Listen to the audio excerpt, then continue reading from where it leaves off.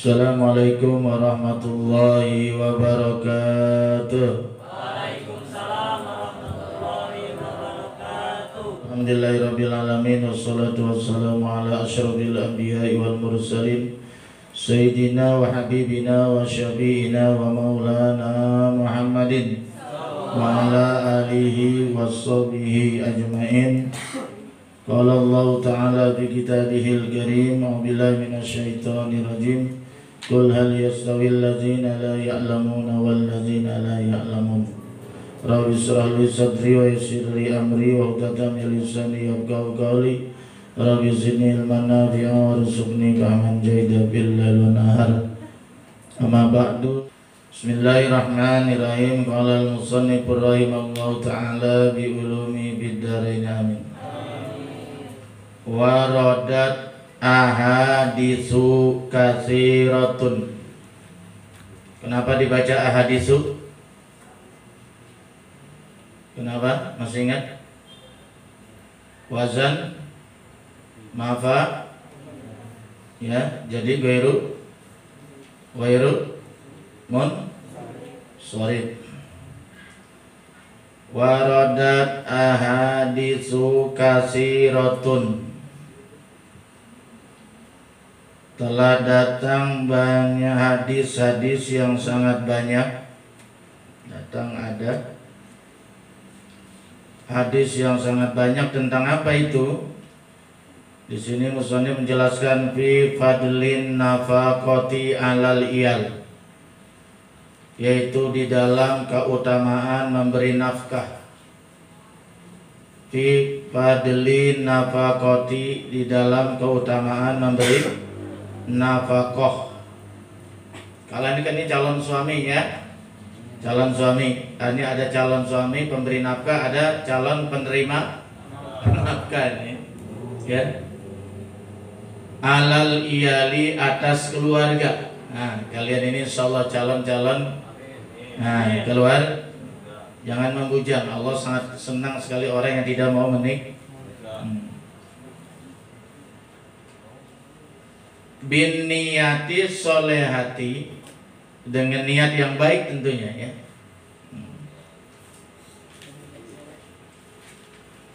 Terus wa min halalin, dan juga yang halal. Nggak boleh kan?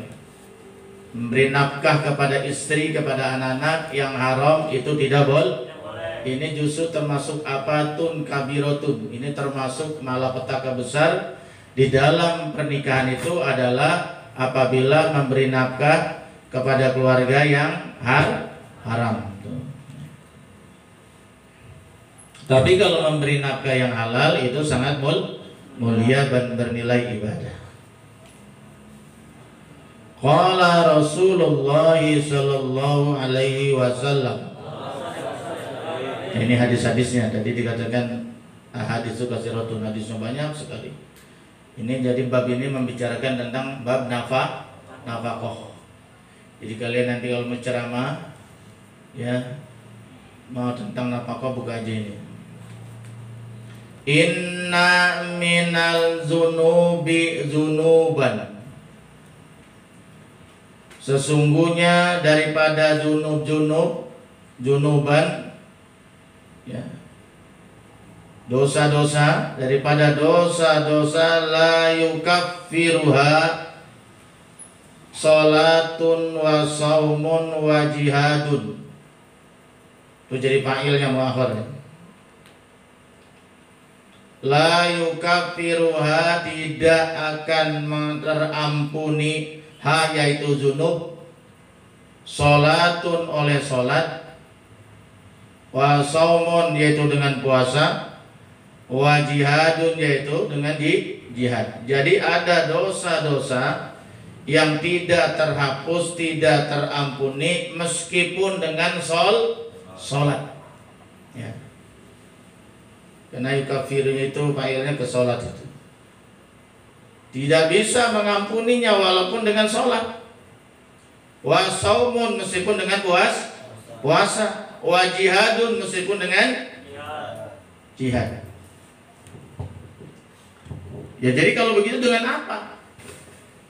Oh, dosa nggak bisa terhapus dengan ibadah sholat, tidak terhapus dengan puasa, tidak terhapus dengan jihad di jalan Allah. Masya Allah, ternyata di sini dikatakan illa sa'ya alal iyal, kecuali dia apa sa'ya itu? Berusaha, sa'i, berusaha keras berjuang atas keluarga. Pergi pagi pulang sore, pergi pagi pulang malam, mencari nafkah yang halal untuk istrinya, untuk anak-anaknya. Justru itu yang dapat menghapus dosa-dosanya. Subhanallah. Jadi itu nggak ada yang sia-sia. Makanya jangan mengeluh. Nanti kalian kalau sudah punya keluarga, ya, mencari nafkah walaupun sulit, itu jangan mengeluh terus. Karena justru sebanyak kelelahan, sebanyak tetesan keringat usaha kita menafkahkan keluarga itu, sebanyak itu pula dosa-dosa diampuni oleh Allah Subhanahu. Nah, sebagai calon istri harus bisa motivasi nih kepada suaminya. Itu. Bayangkan sholat aja ada dosa-dosa yang tidak bisa dihapus dengan sholat. Ada dosa-dosa yang tidak bisa terampuni dengan puasa. Ada dosa-dosa yang tidak bisa terampuni dengan jihad sekalipun. Tapi bisa terhapus dengan, yaitu asaya alal iyal, berusaha menafkahkan keluarga. Ya. Orang yang berusaha menafkahkan keluarga dengan cara yang halal, ibaratnya pala dibuat kaki, kaki dibuat pala, justru itu yang dapat menghapuskan dosa seorang pala keluarga itu. Subhanallah, betapa murahnya Allah itu. Jadi jangan takut nih calon-calon kepala keluarga. Au kama qala Rasulullah sallallahu alaihi wasallam. Yang kedua, wa qala sallallahu alaihi wasallam, man kana lahu salasu banatin, barang siapa yang ada baginya, siapa yang man salasu banatin, yaitu ada punya 3 anak perempuan, punya anak gadis, punya perempuan, anak perempuan 3. Fa'anfaqa, kemudian itu siman, kepala keluarga maksudnya, dia memberikan nafkah alaihinna, kepada siapa? Salasah banatin, kepada 3 anak perempuannya. Dia nafkahkan dengan baik, ya. Pala buat kaki, kaki buat pala. Wa ahsana ilaihinna, dan dia berbuat baik kepada anak-anak gadisnya. Anak gadisnya dia benar-benar dia sayang, ya. Dia rawat dengan baik, dia berperilaku baik, gitu kan. Kan ada juga orang tua yang kasar dengan perempuan. Bedain, kalau laki-laki disayang, perempuan kurang disayang. Ini tidak. Bukan hanya diberi nafkah, tapi dia rawat, dia urus dengan baik, betul-betul disayang itu 3 anak perempuannya, di anak gadisnya itu. Karena biasanya kalau di tradisi orang Arab jahiliyah itu lebih bangga punya anak laki-laki. Ketika endam perempuan ini, Nabi benar-benar ingin mengangkat derajatnya, memuliakan seorang perempuan. Hatta yughniyahunallah anhu, sehingga Allah memberikan kecukupan kepada anak-anak gadisnya itu. Jadi jangan takut susah. Kita sebagai kepala keluarga tetap berusaha. Bismillahirrahmanirrahim, Allah keluar berusaha. Insya Allah kalau kita berusaha, nanti Allah yang ngasih jalan, Allah yang akan memberikan kecukupan kepada anak gadis kita, kepada anak-anak istri kita. Karena pada hakikatnya yang memberikan rezeki siapa? Allah. Kita cuma wajib syariat saja. Jadi jangan takut, Iqbal, jangan takut nikah. Karena rezeki itu sudah dijamin oleh Allah. Wa ma min dabatin fil ardi ilallahi ala rizquha. Tidak seluruh binatang yang melata ada di muka bumi ini sudah dijamin oleh Allah Subhanahu wa ta'ala, termasuk istri kita. Kalau kalian nikah nanti, insya Allah, amin, maka istri kalian sudah ada rezekinya. Kalau kalian nanti punya anak, anaknya sudah ada rezekinya, dijamin oleh Allah Subhanahu. Cuman syariat tetap dijalankan oleh kita sebagai kepala keluarga. Nah itu. Maka di sini hatta yughniyannahunna, sehingga Allah memberikan kecukupan Allahu anhu, yaitu kepada si man, kepala keluarga, diberikan dia rezeki sehingga bisa memenuhi kebutuhan 3 anak perempuannya. Aujaballahu lahu, maka Allah akan mewajibkan lahu kepada man al jannata, akan surga, albattata. Apa albattata itu? Pasti. Allah akan mewajibkan, mengharuskan pada orang semacam ini masuk surga secara pasti. Allah yang menjamin. Kenapa? Karena dia telah merawat anak gadisnya, menafkahkan 3 anak perempuannya, dia perlakukan dengan baik, dengan dia muliakan 3 anak gadisnya. Maka dia nanti kalau dia jalankan dengan baik dan tulus ikhlas, dia diwajibkan masuk surga oleh Allah Subhanahu wa taala secara pasti. Subhanallah. Illa ayyamala amalan la yughfar lahu. Illa, kecuali ayyamala, yaitu dia melakukan siman amalan, satu perbuatan, la yughfar lahu, yang tidak diampuni itu amal baginya. Misalnya doa amalan syirik. Tapi kalau dia selama dia tidak melakukan perbuatan syirik kepada Allah, andaikan dia punya dosa, maka dosanya diampuni oleh Allah Subhanahu. Kenapa? Karena ketulusannya memberi nafkah kepada anak-anak gadisnya, karena dia perlakukan dengan baik, dengan mulia pada anak-anak gadisnya, maka ganjarannya surganya Allah Subhanahu baginya, dan dosa-dosanya diampuni kecuali dia berbuat syirik.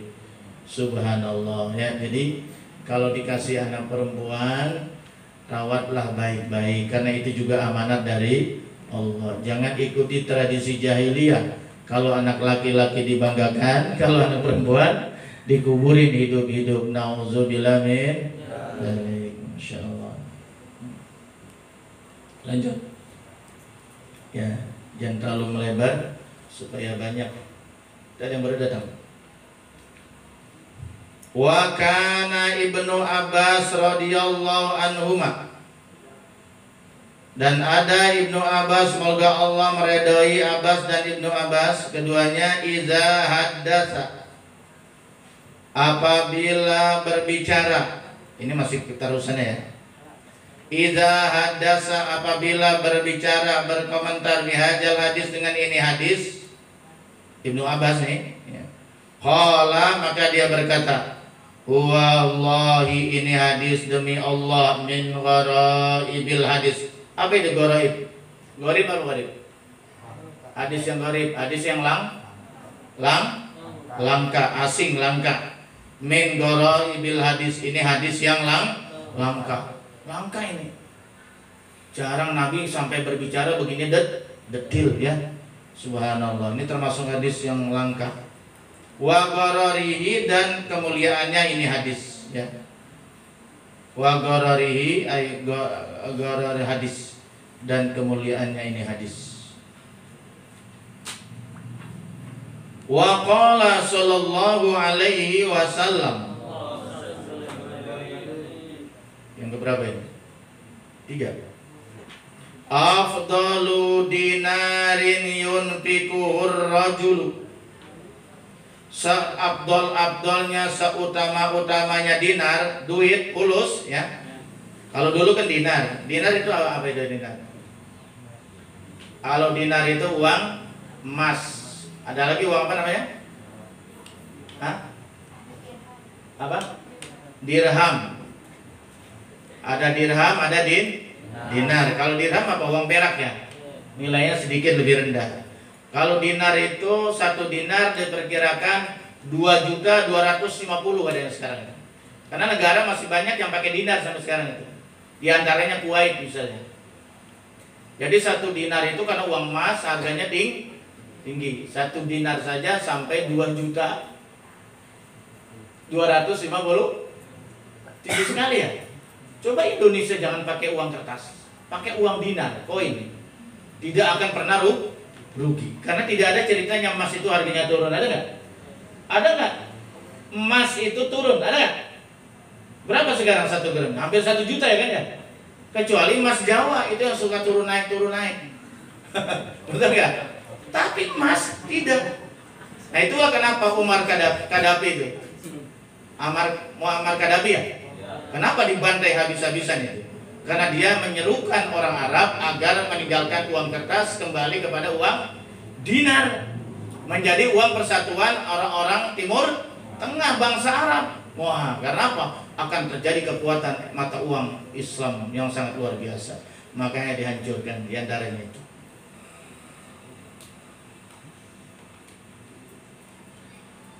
Tapi kalau uang kertas gimana? Kertas gimana uang kertas? Selalu inflasi. Dulu bapak waktu sekolah seringgit itu berapa? 2 perak setengah. Dapat beko permen. Bukan beko alat berat ya, permen. Permen yang bundar itu namanya beko zaman dulu. Itu harganya berapa? Seperak. Jadi kalau iya 1 rupiah. 1 rupiah. Nah, kalau seringgit itu 2 perak setengah. 2 perak setengah, 2 rupiah, 2,5 rupiah. Itu masih sangat berlaku. Sekarang di mana duit 1 rupiah? Di mana ada duit 2,5 rupiah? Di mana ada? Duit 1.000 aja buat kerokan sekarang apa betul ya? Duit koin yang 200 perak sekarang udah kasih tuh anak kecil dibuang. 500 dia buang. Yang 1.000 aja buat kerokan, betul ya? Yang koin, betul ya? Subhanallah.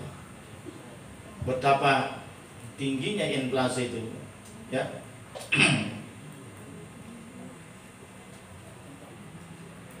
Terus karena bicara nafkah, bicara uang jadinya. Afdalu dinarin, seabdal-abdalnya dinar atau uang. Fulus ya yunfikuhu rajulu, yang dinafkahkan oleh si rajul. Jadi uang yang paling bagus yang dinafkahkan, ditasarufkan, dimanfaatkan oleh si rajul. Apa itu? Dalam hal apa? Yunfikuhu ala ashabihi fisabilillah.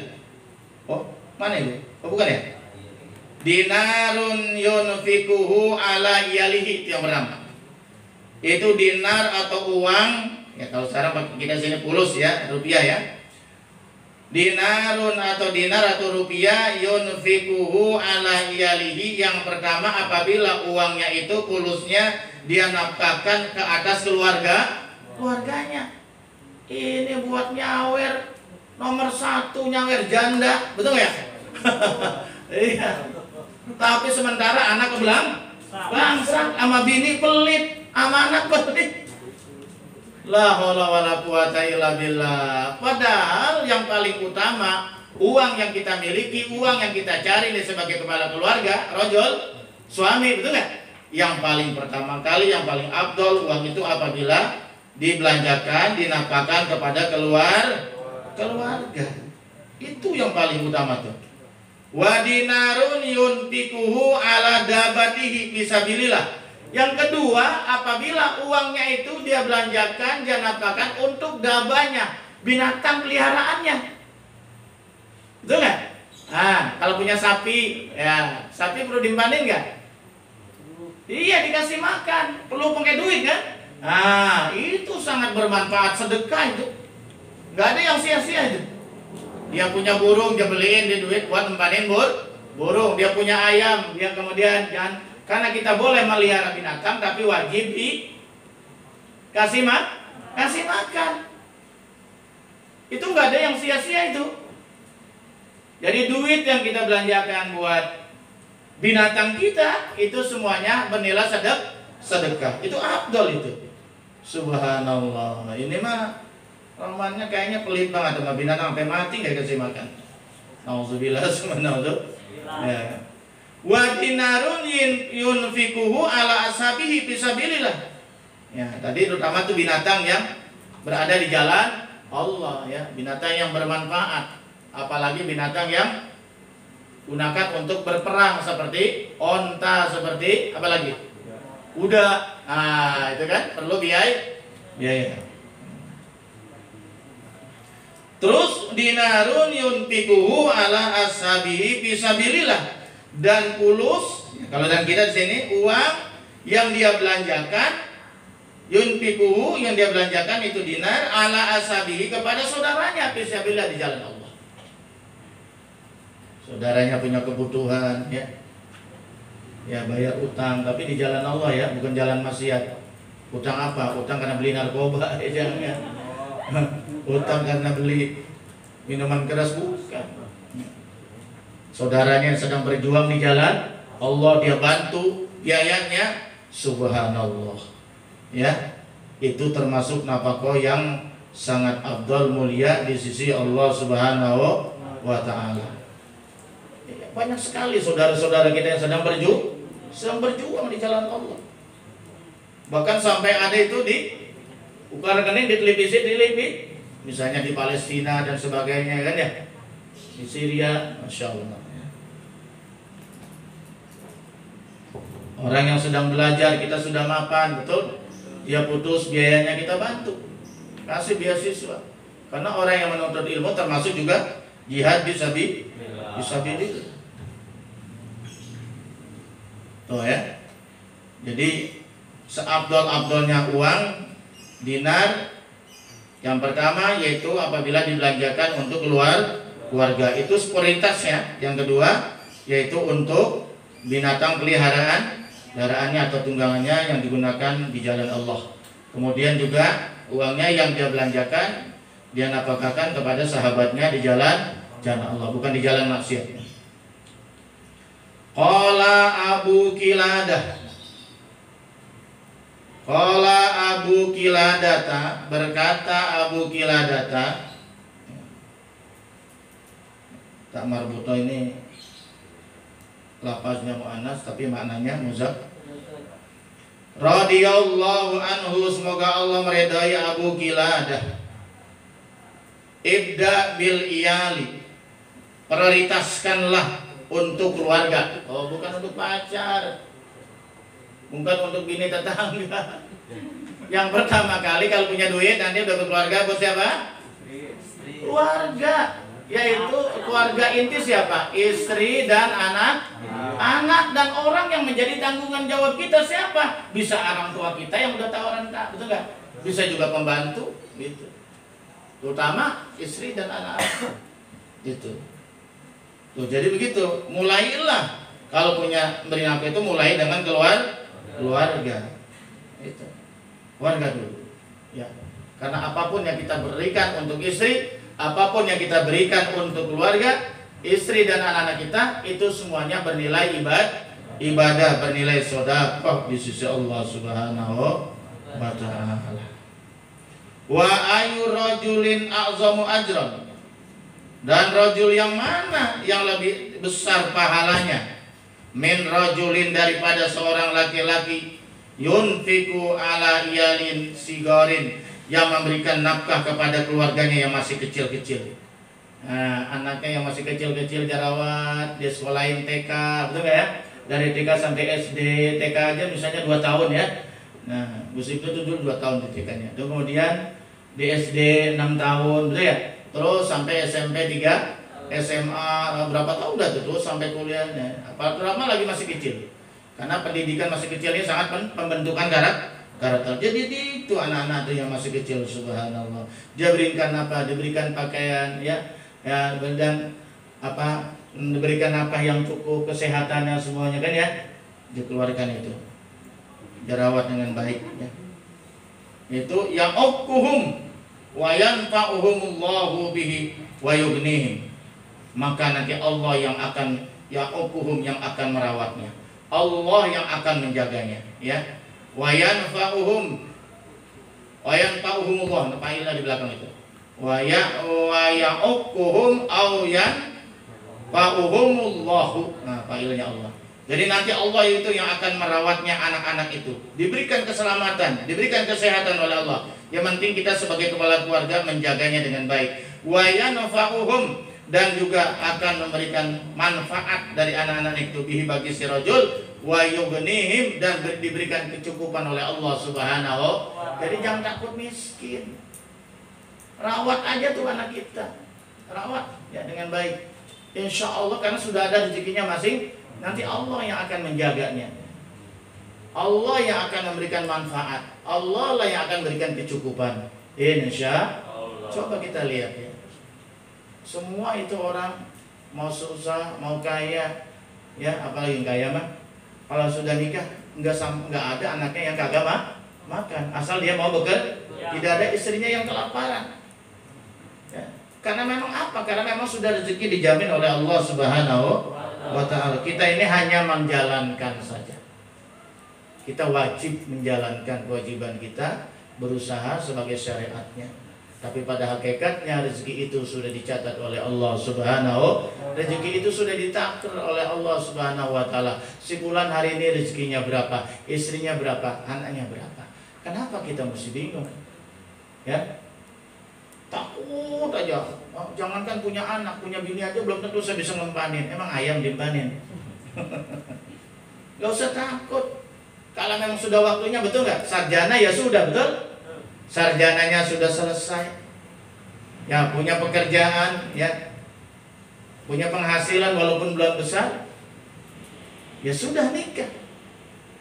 Tazawwajun nisa fa innahunna yatinakum bil. Nah, Bapak pegangannya itu aja udah. Nikahilah kaum perempuan karena kaum perempuan itu mendatangkan harta. Ceritanya tidak ada orang langsung mendadak kaya kecuali keturunan, betul ya?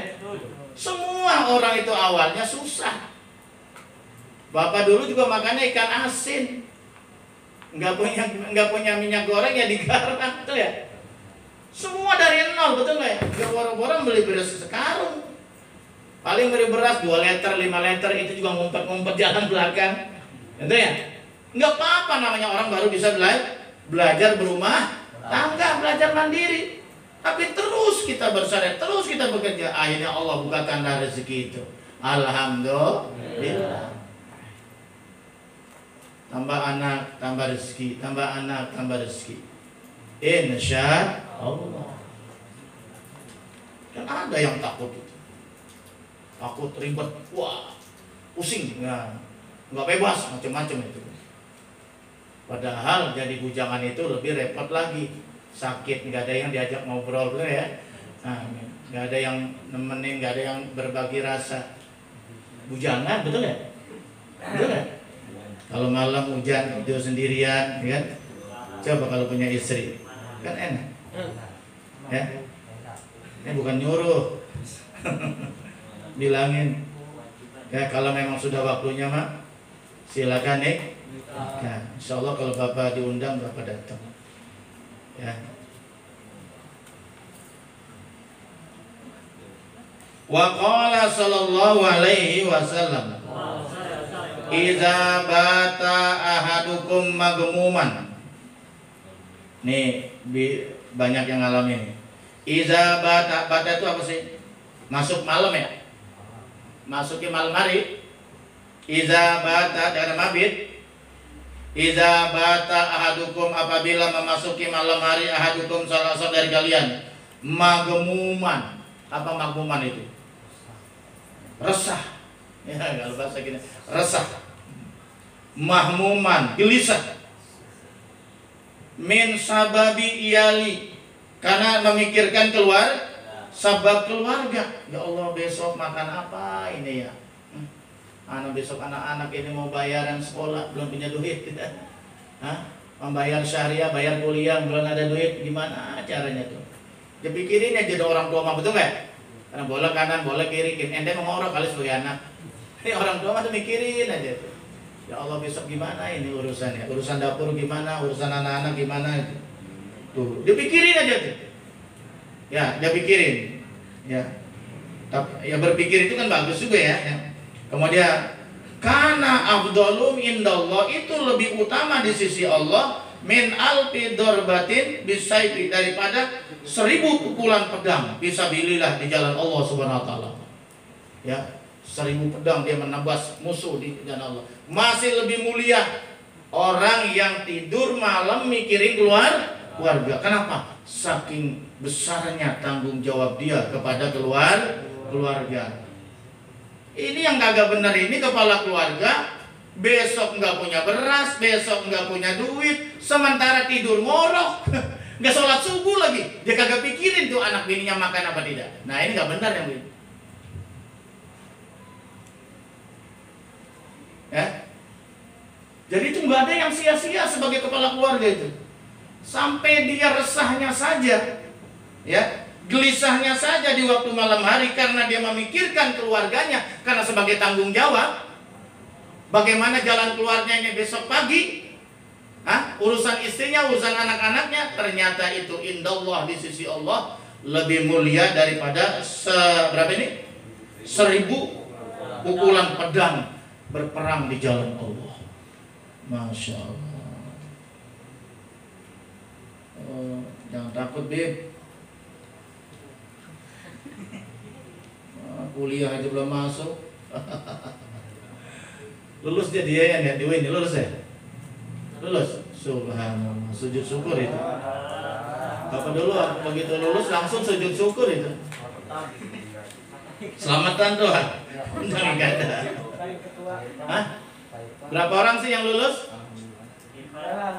Berempat atau berlima? Nah, adakan syukuran bareng, traktir teman-teman loh. Bapak yang baca doa. Ya insya Allah kalau bersyukur ditambah rezekinya oleh Allah Subhanahu wa Ta'ala. Ya. Kalau yang nggak lulus ya di kampus lain kan banyak. Apa-apa.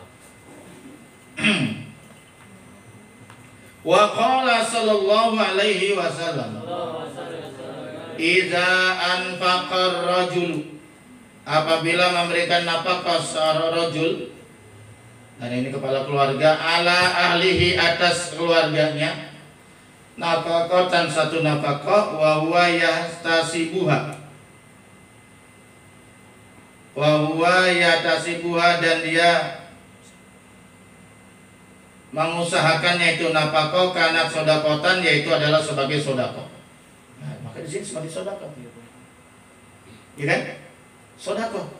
Jadi nggak ada yang sia-sia. Jadi seorang rajul kepala keluarga anfaqo ala ahli, yaitu dia menafkahkan uangnya untuk istrinya, untuk anak-anaknya yang dia usahakan itu, maka itu nilai kanat itu ada, itu nafkah sedekatan sebagai nilai sedekah. Masya Allah. Berapa nafkah wajib satu hari? 50.000 misalnya. Apa 25.000? Itu 25.000 menjadi nilai sedekah. Tapi istrinya juga harus bersyukur. Ya, alhamdulillah. Kalau banyak, alhamdulillahnya lebih keras. Itu. Kenapa? Karena istri yang pandai bersyukur, ya, nafkah kepada istri suaminya, ini salah satu tanda istri yang solehah. Wa syakarat ala nafaqatihi, yaitu bersyukur terhadap nafkah yang diberikan oleh suaminya.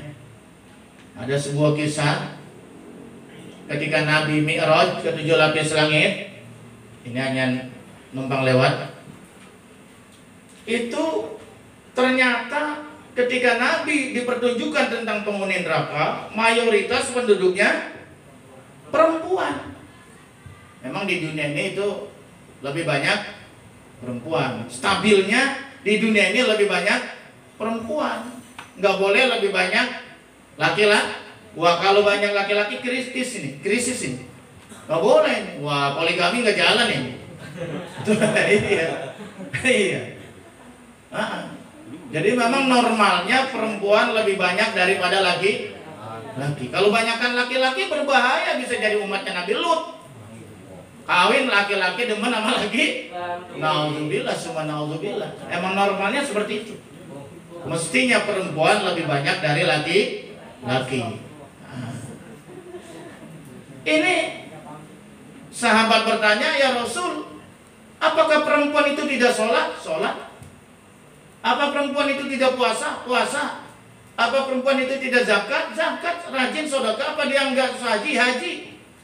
Tapi kenapa ya Rasul? Ternyata dosanya bukan dosa meninggalkan itu semua, tapi dosanya yaitu dosa karena kurang bersyukur terhadap nafkah yang diberikan oleh suami. Kunna yaqulna asyir. Dia ini banyak menuntut, banyak minta, tapi tidak bersyukur.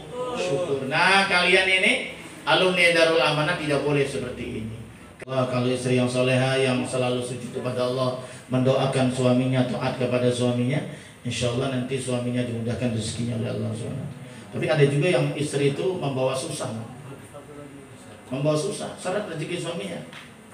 Tapi kalau istri yang soleha, insya karena begitu dia keluar dia sholat duha, suaminya keluar dia sholat duha, dia doakan suaminya, dia berikan keselamatan, diberikan rezeki yang gampang, yang mudah, yang halal. Nah itulah istri soleha. Wa qala sallallahu alaihi wasallam, ini hadis yang sering kali kalian dengar.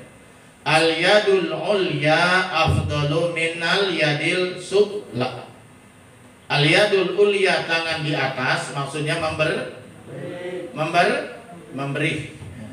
Al yadul ulya, tangan di atas, maksudnya memberi. Afdalu, lebih utama, ya, lebih mulia, min yadis sufla, daripada tangan di bawah. Nah ini Bapak sering sekali orang namanya di pinggir jalan ya, banyak sekali tamu itu yang kadang-kadang datang sampai 3-4 kali. Dia lagi, minta lagi. Kita bukannya pelit, tapi kita juga sekali-kali harus mendidik. Kita ingatkan, kamu masih muda, gagah perkasa, berantem juga kamu masih menang. Gunakanlah kesehatan, kegagahan kalian untuk bekerja. Karena Rasulullah SAW itu pernah ada orang sahabat bersalaman sama Nabi, itu ditarik tangannya, malu karena tangan Nabi sangat lembut. Sementara orang tua ini tangannya kasar, kalau bahasa kitanya di sini kapalan. Nah Bapak dulu sering waktu masih SMP di tangan banyak kapal, karena setiap hari kerjanya macul. Kalau nggak ngacul, waduh, pengen disahabat sama Babe Haji Amsar bin Haji Risyad bin Dwi. Oh iya, ini tangan hancur, kapalan sampai dikeletin itu. Nah, licinnya nih tangan setelah mondok aja. Setelah mondok. Wah dulu kasar, untung sekarang tangan Bapak licin. Jadi kalau bersentuhan sama Umi, Bapak nggak malu. Umi kan tangannya lembut. Iya. Wah namanya ini tangan perjuangan. Tangan perjuangan ini. Iya. Kaki-kaki perjuangan. Makanya rada buluk dikit. Karena setiap hari berendam di empang, setiap hari berendam di sawah. Benar ya? Kata Nabi, kenapa ditarik tangannya? Kata sahabat itu, malu ya Rasul, tangan saya kapalan. Ya kalau bahasa sekarang, bahasa kita kapalan apa? Nih tangannya ini kasar. Dan Nabi sini didoakan sama Nabi. Ini tangan yang bawa berkah. Kenapa? Orang ini pekerja keras. Dia tidak mau meminta-minta, dia hanya mau memakan apa yang dikerjakan dengan tangannya sendiri. Itulah rezeki yang paling berkah. Kalau kita boleh minta-minta, makannya enak apa enggak? Enak apa enggak? Enggak enak nelennya, betul enggak? Dibagi meskipun kagak minta, dibagi kurang puas. Betul? Apalagi yang namanya minta. Itu martabat kita, muruah kita turun, betul enggak? Tapi kalau boleh nyari sendiri, kalian yang sudah mulai ngajar, dan terasa enggak? Duit dibagi sama orang tua 50.000. Kamu ngajar di TK atau privat dapat duit 100.000 apa 50.000. Wah itu kayaknya bangganya luar biasa. Gaji pertama seumur hidup. Pertama kali kita hidup itu baru itu nerima gaji pertama. Duit boleh nyari sendiri. Kayaknya luar biasa itu. Bapak dulu pertama kali ngajar dapat gaji berapa? Ya, dapat gaji 25.000. Itu pertama kali ngajar sambil kuliah di UIN. Kayaknya luar biasa itu. Luar biasa. Ya, karena boleh hasil keringat sendiri. Beda itu. Jadi Nabi itu sangat menganjurkan kerja keras. Nabi sangat membenci orang yang Malas pagi-pagi tidur. Orang udah kemana, udah ke pasar, udah ke kantor, dia masih tidur. Siram aja, punya laki begitu, siram. Kenapa? Karena makruh hukumnya, kecuali darurat. Karena justru rezeki adanya di waktu Sayyidina Ali, sepupu dan sekaligus menantunya Rasulullah, itu pekerja keras. Bahkan Sayyidina Ali pernah mencari ke hutan, ke bukit-bukit gunung. Ngapain? Nyari kayu untuk dipotong-potong kemudian dijual, hasilnya buat makan keluarga. Makanya Sayyidina Ali kan pernah belajar cara motong kayu. Sampai Sayyidina Ali berkata, "Man alamadi harpan kundu abdan lahu." Barang siapa yang mengajarkan aku ilmu walaupun hanya satu huruf, aku siap diperbudak olehnya atau dibebaskan. Au ataqo. Ya, benar kan ada di tali mutalib ya? Itu. Satu huruf siap dia diperbudak. Itulah saking takzimnya Sayyidina Ali kepada guru. Makanya Ali itu pintunya ilmu, gudangnya ilmu Rasul. Ana badinatul ilmi wa Ali babuha. Aku ini gudangnya ilmu, Ali pintu. Jadi kalau mau tahu ilmu saya, kata Nabi, tanya aja Ali. Pertanyaan satu jawabannya bisa bermacam-macam. Itulah hebatnya Sayyidina Ali. Ali saja mantunya Rasulullah itu pekerja keras. Nah ini kalian, jangan gengsi. Kemarin ada yang datang kemarin, salah seorang ustadz muda. Saya juga baru kenal, Bapak baru kenal. Ustadz, saya nggak punya apa-apa. Kamu nggak punya apa-apa? Kamu punya istri, punya anak 3 malah. Kamu masih muda, masya Allah ya.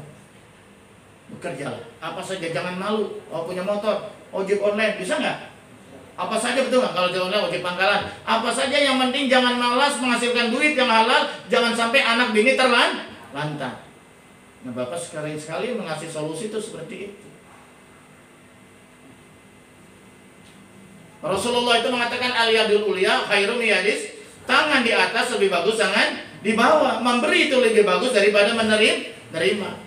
Nah, jadi jangan terima terus, sekali-kali kita dengan memberi. Dengan memberi itu belajar Nah, Bapak selalu mendidik tuh, yang termasuk padlan, Allah yarham. Semoga ada dayang surga. Amin. Ya, umurnya 6,8 sudah dipanggil oleh Allah.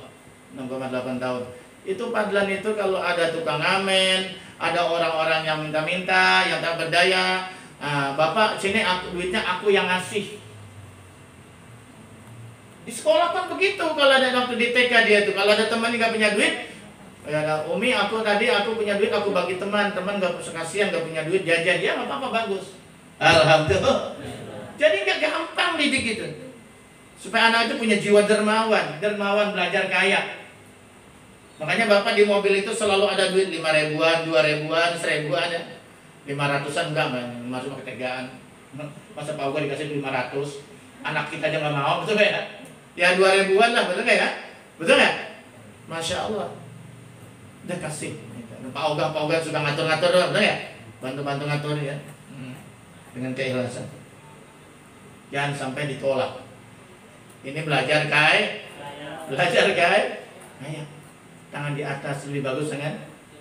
Nah ini begitu jadi teman nanti teman-teman, jangan indahnya dijajanin, maunya ditraktir, tapi traktir nggak mau. Tengah kulit, mending korek kuning bantal dulu gak sih?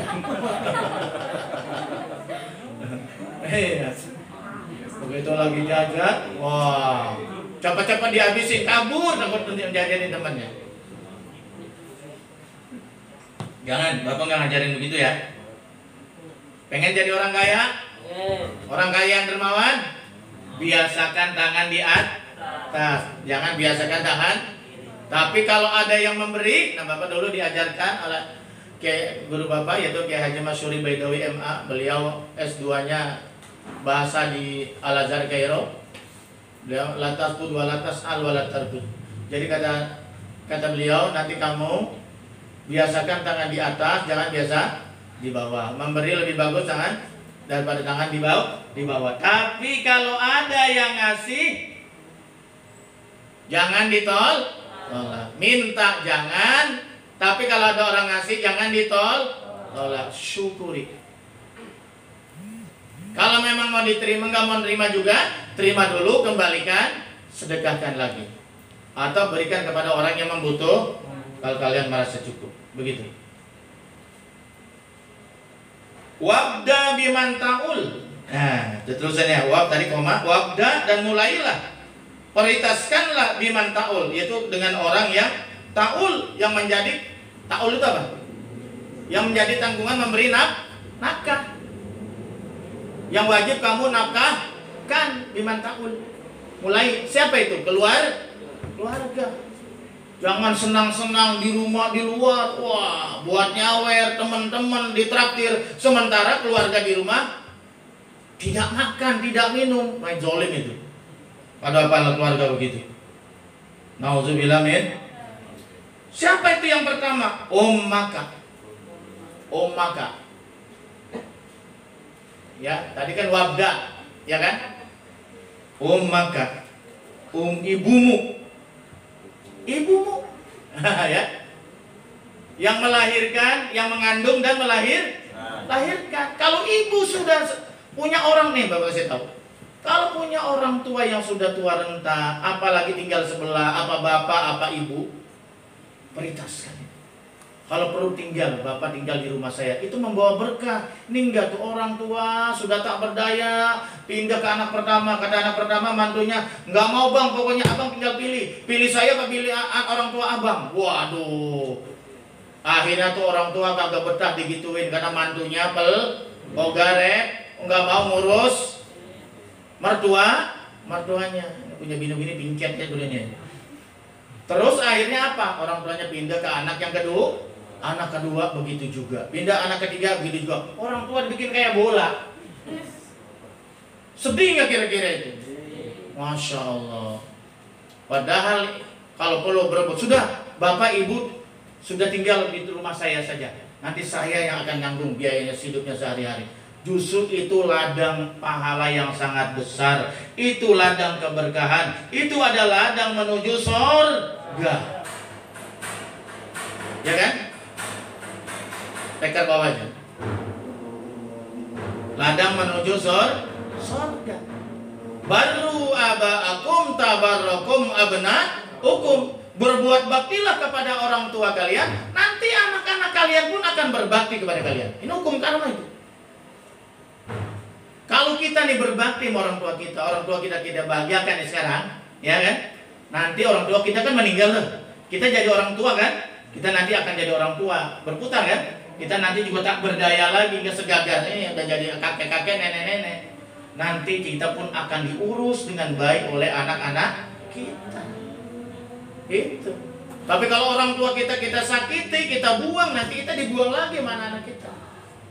Itu hadisnya baru aba'akum tabarrakum abna'ukum. Itu ladang pahala yang sangat besar itu. Sampai di mana tadi? Wa abaka, dan kemudian bapak kamu. Ya, ibu setingkat lebih 3 tingkat ya, lebih tinggi derajatnya. Wa abaka, kemudian bapak kamu. Jadi yang pertama siapa? Orang tua, setelah anak dan bini. Ya. Itu. Ini enggak. Bini aja, anak keluarga saja di RW, tapi orang tua tidak diperhati, sakit hatinya. Apabila sakit hatinya, gemetar itu arus itu. Sedih itu melihat itu. Makanya ada seorang tua, ibunya sudah meninggal, ada seorang tua hidup sendirian, udah nggak bisa apa-apa, namanya udah tua kan ya. Mungkin udah pensiun, udah nggak bisa bekerja, udah nggak bisa produktif lagi secara ekonomi. Begitu dia mengambil sesuatu, hartanya itu, anaknya nuntut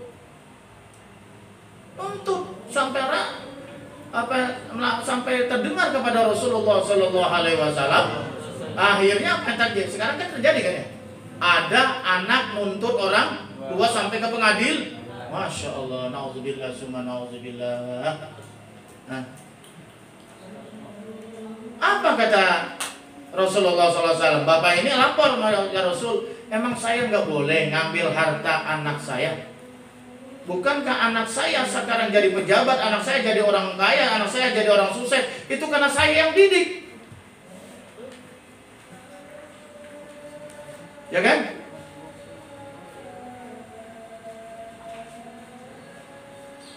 Tapi kata Nabi, anakmu dan harta anakmu itu adalah milik kamu. Jadi harta anak juga berhak harta orang tua. Gitu. Jadi harta kita pun situ ada hak harta orang tua. Karena orang tua yang sudah tidak berdaya secara hukum fikih itu nafkahnya jatuh kepada anak yang wajib memberikan nafkah kalau orang tua kita sudah tidak berdaya, terutama ibu kedua bapak. Makanya tidak boleh masa membayar zakat kepada orang tua, ya kan ya? Masa bersedekah membayar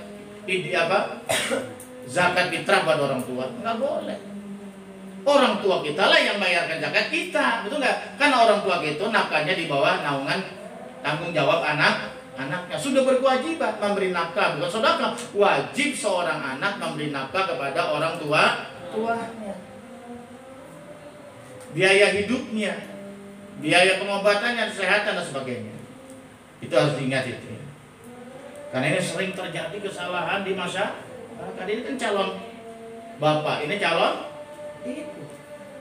Pada orang yang nggak karuan, kita jauh sekali dari kita, nggak ada hubungan darah sebagai sementara yang ada hubungan persaudaraan, keluarga malah dilalaikan. Itu zalim. Nauzubillah summa nauzubillah. Wa qala sallallahu alaihi wasallam, ikut lagi. Ma anfaqahur rajulu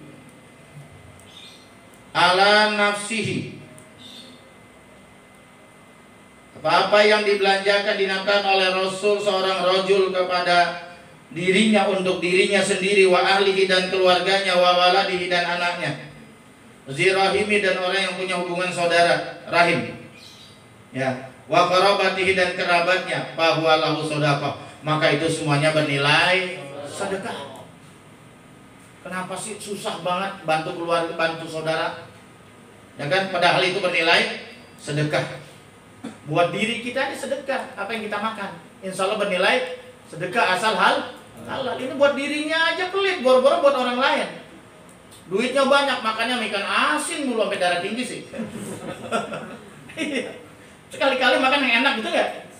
Nikmati harta itu. Nah, harta kan fungsinya dua, satu untuk dinikmati, yang kedua untuk belanjakan di jalan. Boro-boro jalan belanja di jalan Allah, buat masjid, buat pesantren, buat macam-macam. Buat dirinya aja pelit. Nikmatin. Kalau kuat beli mobil ya belilah mobil, asal bayar pajak. Betul nggak? Tapi mobil digunakan untuk kebaikan, bukan buat keburukan. Jadi apa namanya? Bisnis hitam. Gunakan mobil. Masya Allah, jangan. Tapi kalau bawa mobil ke masjid, cakep nggak? Pergi ngaji ke masjid, cakep nggak? Pakai mobil? Enggak. Ke mall bawa mobil, ke masjid bawa sepeda. Tapi nggak apa-apa juga biar pahalanya banyak.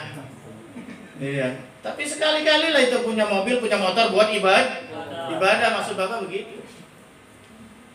Daripada kita sholat jamaahnya ketinggalan, tuh nggak? Jalan kaki kan kudu diukur waktunya. Udah pakai motor dah. Penting dikunci stangnya. Jadi apapun yang kita keluarkan, baik untuk diri kita, keluarga kita, anak kita, orang yang ada hubungan darah dengan kita, ya, itu kemudian kerabat kita, itu semuanya bernilai sedekah. Wa ma waqa bihil mar'u irduhu, dan juga apa yang dia untuk menjaga kehormatannya, seseorang itu untuk menjaga kehormatannya dari hartanya itu, kutiba lahu sedekah, semua itu adalah bernilai sedekah.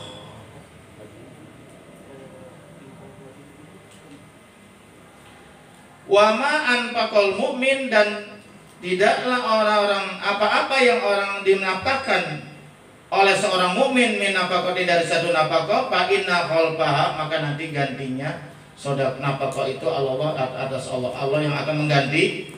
Jadi apa yang dia nafkahkan itu nanti akan diganti oleh Allah Subhanahu. Khalfaha itu nanti pengganti. Khalfaha hanya kepada nafkah. Allah itu atas Allah yang akan menggantinya.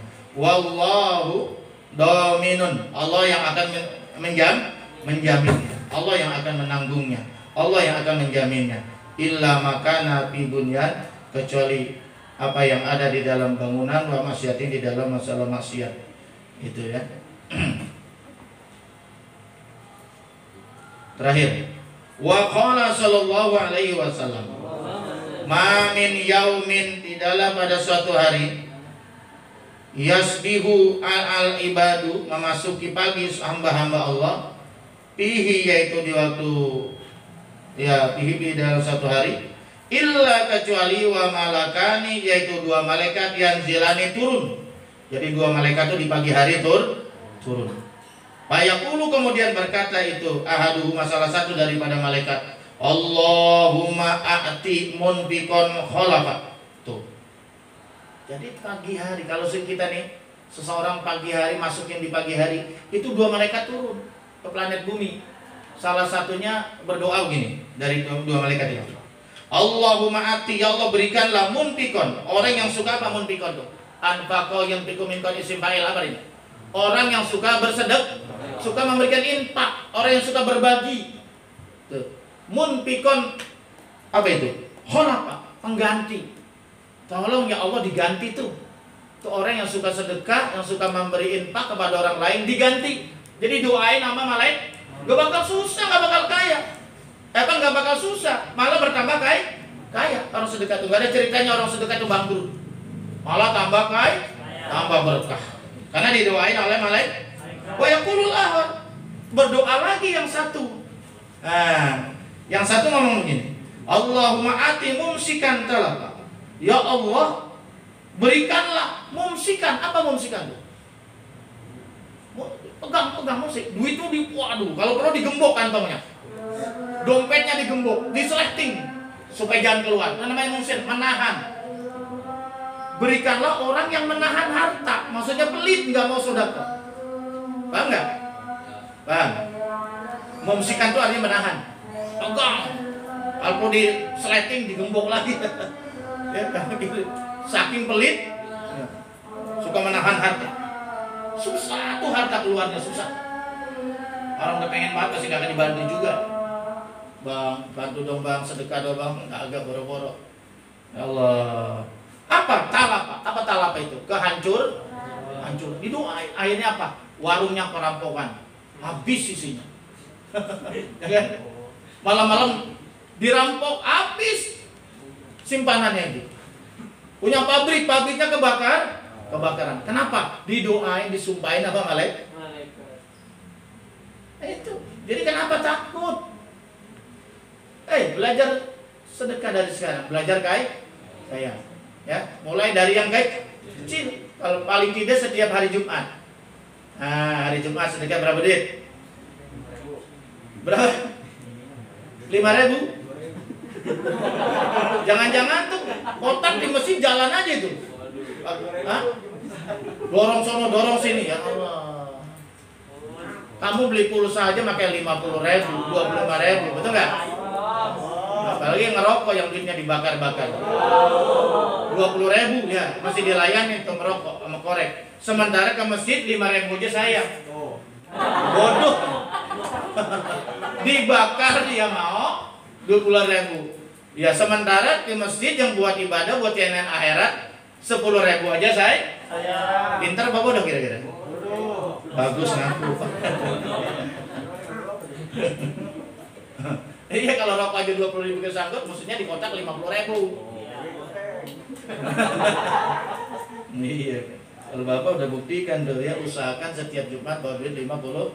Kamu mah belum sanggup dah, belum bisa nyari duit ya, paling tidak 10.000 lah. Paling kecil 5.000. Masa kotak masih 2.000?